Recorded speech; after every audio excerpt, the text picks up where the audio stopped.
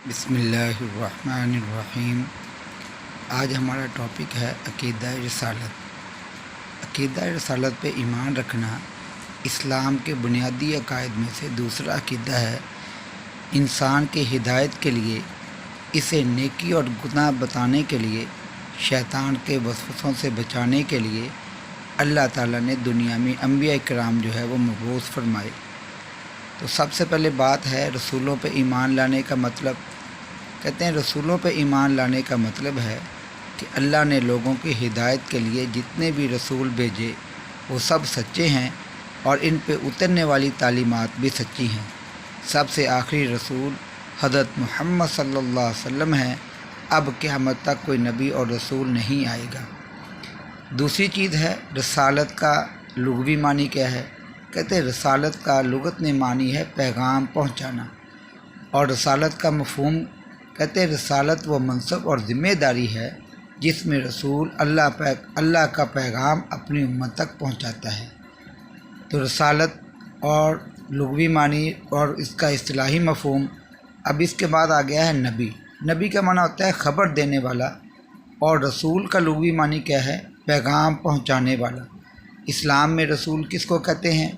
کہتے ہیں کہ اسلام میں رسول اس شخص کو کہا جاتا ہے جسے اللہ تعالیٰ اپنے احکام کی تبلیغ کے لیے اپنی مخلوق کی طرف بھیجا ہو۔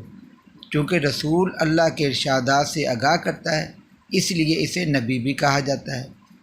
اب دو چیزیں ہو گئیں، رسولوں پہ ایمان لانا، رسالت کا لغوی معنی، رسالت کا مفہوم اور اس کا اصطلاحی مفہوم۔ اب اس کے بعد آ گیا ہے نبی اور رسول میں فرق۔ کہتے ہیں نبی اور رسول میں کوئی بنیادی فرق نہیں۔ نبی عام لفظ ہے جبکہ رسول خاص لفظ ہے۔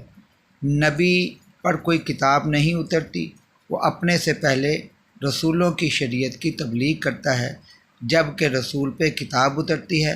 رسول صاحب کتاب اور صاحب شریعت ہوتا ہے۔ تو اس طرح سے دو تین لحاظ سے فرق کیا گیا نبی اور رسول میں۔ اب کہتے ہیں کہ اس کے بعد انبیاء کی تعداد، کہتے ہیں کہ اللہ تعالیٰ نے تقریباً کم و بیش 1,24,000 انبیاء اکرام اس دنیا میں مبعوث کیے۔ اب اس میں رسولوں کی تعداد کتنی ہے؟ کہتے ہیں رسولوں کی تعداد 313 ہے۔ اب اس کے بعد دوسرا عنوان جو ہے وہ شروع ہوتا ہے وحی کا۔ وحی کا لغوی معنی ہے اشارہ کرنا، چپکے سے کوئی بات دل میں جو ہے وہ ڈالنا۔ وحی کا اصطلاحی مفہوم اللہ کا وہ پیغام جو اللہ اپنے کسی رسول کی طرف فرشتے کے ذریعے براہ راست دل میں ڈالے یا کسی پردے کے پیچھے سنوا دے، اسے وحی جو ہے وہ کہا جاتا ہے۔ وحی کے کہتے ہیں کہ تین طریقے ہیں۔